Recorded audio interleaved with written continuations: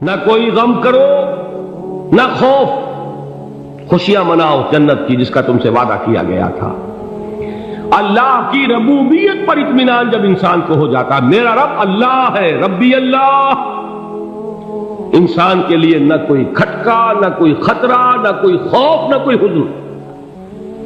جو کچھ ہو رہا ہے کس کے اذن سے ہو رہا ہے؟ اللہ کے اذن سے۔ اللہ کے اذن کے بغیر پتہ تک نہیں ہلتا۔ یہ کوئی اندھا بہرا مادہ نہیں ہے جس سے مجھے کوئی خوف ہو۔ اندھا بھینسا چلا آ رہا ہو اس سے تو ڈرنے کا ہر انسان کو ڈرنا چاہیے، نہ معلوم کس کو ٹکر مار دے۔ لیکن نہیں، اس کائنات کو چلانے والا ایک سمیع و بصیر خدا ہے، وہ جو میرا دوست ہے، میرا ولی ہے۔ اللہ ولی الذین آمنوا یخرجہم من الظلمات الی النور۔ اللہ اہل ایمان کا ولی ہے، ساتھی ہے، پشت پناہ ہے، مددگار ہے، حمایتی ہے۔ بتائیے جسے یقین ہو جائے کہ اللہ میرا مددگار، اللہ میرا محافظ، اللہ میرا پشت پناہ، اللہ میرا حمایتی، اس کے لیے کوئی خوف ہوگا؟ اس سے کوئی ڈر ہوگا؟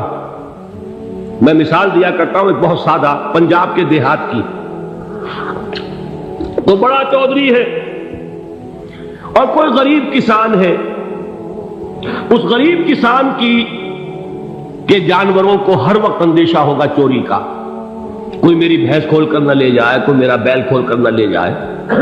لیکن جس کے بارے میں یہ سب کو معلوم ہو کہ وہ جو بڑا چودھری ہے وہ اس کا دوست ہے، اس کی بچیا کو کوئی خوف ہوگا؟ اس کی بھینس پر کوئی ہاتھ ڈالے گا؟ اسے کوئی اندیشہ ہوگا؟ نہیں۔ کیوں؟ کہ وہ بڑا چودھری، بڑا اس کا یہاں کا سردار، جاگیردار، سب کو معلوم ہے وہ میرا دوست ہے، کوئی میرے خلاف اقدام نہیں کر سکتا۔ اس دنیا میں یہ چھوٹی سی بات اگر آپ کے دلی اطمینان اور سکون کا باعث بن سکتی ہے تو ذرا تصور کیجئے۔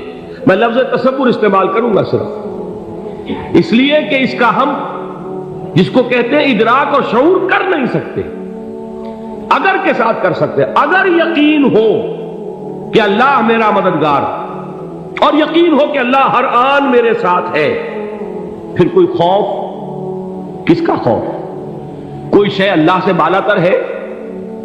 کوئی قوت اس سے زیادہ طاقتور ہے؟ کوئی اس کے ارادے کو بدلنے والا ہے؟ کوئی اس کی مشیت کے آڑے آنے والا ہے؟ یہی بات ہے جو حضور نے فرمائی۔ یہ ایمان کا حاصل ہے لب لباب، کہ دیکھو اچھی طرح اس بات کو ذہن نشین کر لو، اگر تمام انسان مل کر تمہیں کوئی نقصان پہنچانا چاہے نہیں پہنچا سکتے، مگر جو کچھ اللہ نے لکھ دیا ہو، اور تمام انسان مل کر تمہیں کوئی نفع پہنچانا چاہے نہیں پہنچا سکتے، مگر وہ شے جو اللہ نے طے کر دی۔ آپ پھر میں کہوں گا ذرا طاری کیجئے، اسے فرض کیجئے، اسے سوچئے۔ اگر اس حدیث پر ہمارا دل ٹھکا ہوا ہو تو کسی سے ڈر ہوگا؟ یہ مجھے نقصان نہ پہنچا دے، یہ میری رپورٹ خراب نہ کر دے، یہ میری انکریمنٹ نہ رکوا دے، یہ میرا یہ نہ بگاڑ دے، یہ میرا یہ نقصان نہ پہنچا دے۔ اس کا ڈر، اس کا ڈر، اس کا خوف، اس کی خوشامد، اس کے لیے جا کر طرح طرح سے اپنی عزت نفس کو ذلیل کروانا اس کے سامنے، یہ سب کچھ کیوں کرتا ہے انسان؟ جب سمجھتا ہے کہ اس کے ہاتھ میں میرا کوئی نفع ہے، اس کے ہاتھ میں میرے لیے کوئی ضرر ہے، یہ مجھے کوئی غضب پہنچا سکتا ہے، یہ مجھے کوئی نقصان پہنچا سکتا ہے، یہ میرا کوئی کام بنا سکتا ہے، یہ میری کوئی ضرورت پوری کر سکتا ہے، اسی کا نام شرک ہے۔ جہاں آپ نے یہ سمجھا کہ غیر اللہ کے اندر کوئی طاقت موجود ہے، وہی شرک ہے۔ بتوں سے تجھ کو امیدیں، خدا سے نو امیدی، مجھے بتا تو صحیح اور کافری کیا ہے؟ شرک تو یہ ہے۔ جس پر بھی تمہیں یہ خیال ہے، کلمہ ہے یہ کلمہ سوم، لا حول ولا قوت الا باللہ، ذرا اس پر دل کو کبھی اگر آپ تصور کریں، پھر فرض کریں، دل ٹھک جائے اس پر، کوئی طاقت نہیں۔ یہی بات تھی جو شیخ عبد القادر جیلانی رحمۃ اللہ علیہ نے اپنی وصیت میں اپنے بچے سے کہی۔ 11ویں دینے والے ہیں لیکن حضرت شیخ عبد القادر جیلانی کی وصیت اور تعلیمات کو کتنے لوگ ہیں تم جانتے ہو؟ یہ جن مقامات تک پہنچے ہیں وہ کس چیز کی بدولت پہنچے؟ انہوں نے جو پیغام دیا وہ کیا تھا؟ اے میرے بچے، جس طریقے سے قرآن مجید میں حضرت لقمان کی نصیحتیں جو ہے نقل کر دی گئی ہیں، میں یہ عرض کروں گا بالفرض اگر قرآن حضرت عبد القادر جیلانی کے بعد نازل ہوا ہوتا تو شیخ عبد القادر کی یہ نصیحتیں بھی قرآن میں درج ہوتی۔ اتنی اونچی نصیحتیں ہیں۔ اے میرے بچے، اس حقیقت کو ذہن نشین کر لے، لا فاعل فی الحقیقت ولا مؤثر الا اللہ۔ اس کائنات میں نہ کوئی فاعل حقیقی ہے نہ مؤثر حقیقی ہے سوائے اللہ۔ کسی شے میں کوئی تاثیر نہیں اگر اللہ نہ چاہے۔ آگ جلا نہیں سکتی اگر اللہ نہ چاہے، پانی ڈبو نہیں سکتا اگر اللہ نہ چاہے، زہر ہلاک نہیں کر سکتا اگر اللہ نہ چاہے، کوئی چیز فائدہ نہیں پہنچا سکتی اگر اللہ نہ چاہے۔ تو در در پہ کیوں سر جھکاتے ہو؟ در در پر کیوں جبیں سائی کرتے ہو؟ سب کے سامنے کیوں ہاتھ پھیلاتے ہو؟ ایک اللہ سے مانگو، ایک اللہ کے سامنے زمین پر اپنی جبین رکھو۔ لا فاعل فی الحقیقت ولا مؤثر الا اللہ۔ نظر آتا ہے ہمیں کہ پانی پیاس بجھا دیتا ہے، پیاس بجھانے کی صلاحیت پانی میں نہیں ہے، اللہ کے اذن سے۔ کھانا بھوک مٹا دیتا ہے، بھوک مٹانے کی صلاحیت کھانے میں نہیں ہے، اذن رب میں۔ دیکھیے یہی یقین تھا حضرت موسیٰ علیہ السلام کا واقعہ یاد کیجئے۔ سامنے سمندر آ گیا ہے، قوم دیکھتی ہے پیچھے کہ گرد و غبار کا طوفان، معلوم ہوا کہ فرعون اپنے لشکر سمیت آ گیا۔ لشکر جب چلتا تھا تیز رفتاری کے ساتھ تو گرد و غبار کا جو طوفان اٹھتا تھا اس کا تصور کیجیے، اور لمحہ بلمحہ وہ قریب آ رہا ہے۔ پوری قوم نے کیا کہا؟ اے موسیٰ انا لمدرکون، اے موسیٰ ہم کو پکڑے گئے۔ قرآن مجید میں تو یہاں وہ باتیں نہیں لکھی ہیں، لیکن تورات میں یہ درج ہے کہ بنی اسرائیل جھگڑنے لگے، دست و گریبان ہو گئے موسیٰ کے ساتھ۔ موسیٰ نے یہاں مروایا لا کر، اس سے تو ہم ہی بہتر تھے، وہاں کھانے کو ملتا تھا، زندگی تو تھی، بیگار ہم کر رہے تھے، موت تو نہیں تھی۔ اب جو کچھ ہوگا اس کا تصور کرو، جس طریقے سے ہمارے ٹکڑے اڑائے جائیں گے۔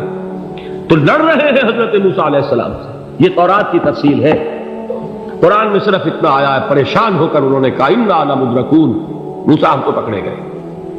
اس وقت موسیٰ کا جواب کیا ہے؟ کلا ان معی ربی سیہدین، نہیں، میرے ساتھ میرا رب ہے، وہ راستہ دے گا۔ بتائیے کہاں راستہ نظر آ رہا ہے؟ یہ ہے ایمان بالغیب۔ راستہ نظر نہ آئے تب اللہ پر یقین ایمان ہے۔ جیب میں پیسے ہوں اور تب دل کو اطمینان ہے تو ایمان کس پر ہوا؟ پیسے پر، اللہ پر نہیں۔ جب وسائل و ذرائع نہ ہو اور پھر یقین ہو کہ اللہ مسبب الاسباب ہے، وہ اسباب کا پابند نہیں ہے، وہ اسباب کا محتاج نہیں ہے، اسباب اس کے محتاج ہے۔ اگر یہ یقین ہے تو اللہ پر ایمان ہے، یہ نہیں ہے تو تمہارا ایمان اسباب پر ہے، وسائل پر ہے، ذرائع پر ہے، مادیات پر ہے، اللہ پر نہیں۔ اس وقت کہاں راستہ تھا؟ کوئی راستہ تھا؟ سمندر ہے اور ادھر سے لشکر آ گیا ہے۔ کلا ان معی ربی سیہدین۔ اب دیکھیے ایمان کہہ دینا آسان ہے، ہوا معکم اینما کنتم، جہاں کہیں بھی تم ہوتے ہو اللہ تمہارے ساتھ ہوتا ہے، لیکن اس کا یقین قائم ہو جائے تو زمین و آسمان کا فرق واقع ہو جائے۔ یہی بات ہوئی حضور کے ساتھ۔ غار ہے، چھپے ہوئے ہیں محمد رسول اللہ اور آپ کے وہ یار غار ابو بکر صدیق رضی اللہ تعالی عنہ۔ اقبال نے حضرت ابو بکر کی شان میں چند اشعار کہیں صرف، لیکن واقعہ یہ ہے کہ بھاری بھاری نظموں پر اور قصیدوں پر بھاری ہے، طویل ترین نظمیں اور قصیدے ہوں ان پر بھاری ہے۔ ہمتیں ابو بکر کی ہمت جو ہے، کشت ملت را چوں ابر، جیسے بارش سے کھیتی اپجتی ہے، ابو بکر کی ہمت اور عزیمت اس امت کو اسی طرح سینچنے والی ہے۔ ثانیے اسلام و غار و بدر و قبر، وہ دوسرے تھے اسلام میں، دوسرے پہلے کون تھے؟ انا اول المومنین، حضور فرماتے ہیں سب سے پہلا ایمان لانے والا میں، دوسرے ابو بکر۔ ویسے ہمارے ہاں یہ چلتا ہے اختلاف، حضرت علی پہلے ہیں کہ حضرت ابو بکر پہلے ہیں، لیکن اس میں بڑی خوبصورت تطبیق قائم کی ہے علماء نے، اور بہت صحیح ہے۔ چار کے بارے میں فیصلہ ہی مت کرو کہ کون پہلے، ان کی ایک عجیب تقسیم کر دی ہے۔